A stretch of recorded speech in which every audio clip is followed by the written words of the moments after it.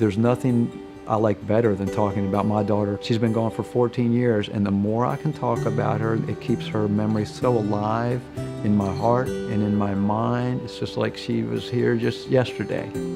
We had made the decision for ourselves that we would be organ donors, and we had never had that discussion with our 14-year-old daughter. You just typically don't think that you're going to need to do that. But in this case, we thought it would be the type of decision Corinne would want us to make. Corinne was more than just a daughter to me. She was like my best friend.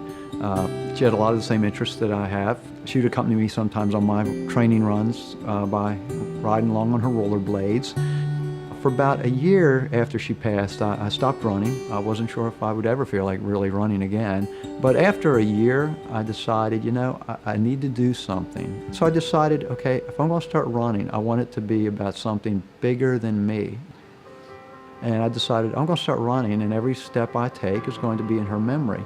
And I'm going to also use my running to promote organ donation. And I tell you, since I decided to run for a cause bigger than myself, my running has never been better. Christy, my wife, and I had started thinking about what happened with Corinne's organs. The gentleman that received both of her lungs in a double lung transplant at UVA reached out to us, and then that escalated into us sending letters back to him, telephone calls, and then a face-to-face meeting. And the one thing I still remember is the very first time Len and I ever ran together. It was an 8K in Richmond. My mouth is running nonstop, just talking. That was like a defense mechanism to me. I'm hearing Len breathing deeply, and I'm realizing it's Corinne's lungs I'm hearing for the first time since she passed away. And then I decided, what is the biggest stage I could possibly take her message to? In distance running, it's the Boston Marathon. So 10 years or so ago, I decided I'm going to try to qualify for the Boston Marathon.